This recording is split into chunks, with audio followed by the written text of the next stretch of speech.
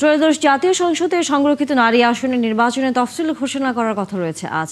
সংসদের প্রতিনিধিত্বকারী দলগুলো তাদের প্রাপ্ত আসন সংখ্যা অনুসারে যাদের মনোনয়ন দেবে মূলত তারাই নির্বাচিত হবেন। নির্বাচন কমিশনের 11তম কমিশন সভা শেষে এই তফসিল ঘোষণা হতে পারে। সিসি এম নাসির উদ্দিনের সভাপতিত্বে নির্বাচন কমিশনে এই বৈঠক হবে। এর মধ্যে সংসদের প্রতিনিধিত্বকারী রাজনৈতিক দলগুলো তাদের দলীয় এবং জোটের তালিকা ইসিতে জমা দিয়েছে। এছাড়া দলীয় বা জোটের মনোনয়ন প্রত্যাশীরাও মনোনয়নের অপেক্ষায় রয়েছেন। তফসিল ঘোষণার আগে সংরক্ষিত নারী আসনে নির্বাচনের চূড়ান্ত ভোটার তালিকা প্রকাশের কথাও রয়েছে। এছাড়া আরও কিছু গুরুত্বপূর্ণ বিষয় আলোচনা এবং সিদ্ধান্ত হতে পারে। সভায় আগামী 9 এপ্রিলের শেরপুর 3 আসনের সাধারণ নির্বাচন এবং বগুড়া 6 আসনের উপনির্বাচনের বিষয়েও আলোচনা হবে। দর্শক, এ বিষয়ে আরও খবর নিয়ে যুক্ত হচ্ছে নির্বাচন কমিশন থেকে সহকর্মী ফারজানা আক্তার।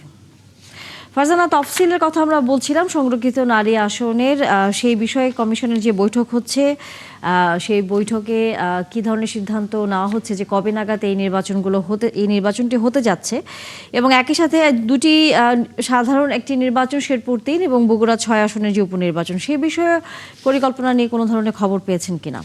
তানিয়া, কিছুক্ষণের মধ্যেই কিন্তু কমিশন সভা শুরু হবে এবং এটি নির্বাচন কমিশনের এই নাসির উদ্দিন কমিশনের 11তম কমিশন সভা হবে এবং এখানে সভাপতিত্ব করবেন প্রধান নির্বাচন কমিশনার। এবং এখানের আজকের আলোচ্য বিষয়ের মধ্যে প্রথমত রয়েছে সংরক্ষিত নারী আসনের ভোটের বিষয়।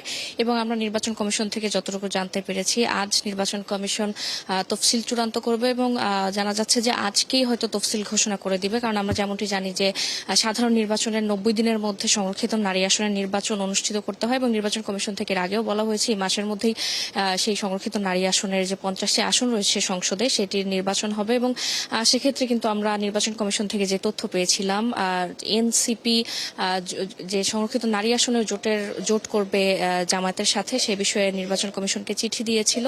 এবং এখানে কিন্তু আমরা জানি যে সংসদে যে আসনগুলো রয়েছে বা যে এমপিরা রয়েছেন, সেখানে আনুপাতিক হারে কিন্তু এই সংসদ সদস্যরাই ভোট দিয়ে সংরক্ষিত নারী আসনের তাদেরকে নির্বাচিত করে থাকে এবং সেই বিষয়ে কিন্তু আজ আলোচনা হবে। পাশাপাশি ত্রয়োদশ জাতীয় সংসদ নির্বাচনে যে মালামাল রয়েছে সেগুলো সংরক্ষণের বিষয়ে এখানে আলোচনা হবে। এবং এর পাশে আরেকটি গুরুত্বপূর্ণ বিষয়, সেটি হচ্ছে এই 9 তারিখেই কিন্তু বগুড়া 6 আসনের উপনির্বাচন এবং শেরপুর 3 আসনের নির্বাচন হতে যাচ্ছে। আমরা যেমনটি জানি যে বগুড়া 6 আসনে প্রধানমন্ত্রী তারেক রহমান নির্বাচন করেছিলেন এবং একসাথে দুটি আসনে আসলে থাকা যায় না, তাই বগুড়া 6 আসন তিনি ছেড়ে দিয়েছিলেন। এই কারণে এখানে উপনির্বাচন হবে এবং এই উপনির্বাচনে কিন্তু আমরা দেখেছি 3 জন প্রার্থী লড়ছেন। এবং নির্বাচন কমিশন থেকে গত মাসে কিন্তু আমরা দেখেছি এটির তফসিল ঘোষণা করা হয়েছিল এবং 9 তারিখের যে ভোট হবে সেই ভোটে আসলে আইন শৃঙ্খলা পরিস্থিতি সহ সার্বিক যে বিষয়, সেই বিষয়গুলো কিভাবে ঠিক রাখা যায় সে বিষয়ে আজ আলোচনা হবে। পাশাপাশি আমরা দেখেছিলাম শেরপুর 3 আসনে যে জামায়াতের প্রার্থী মারা যাওয়ার কারণে সেখানে নির্বাচন স্থগিত করা হয়েছিল, সেই নির্বাচনে কিন্তু 9 এপ্রিল হবে এবং সেটিরও আসলে আইন শৃঙ্খলা সহ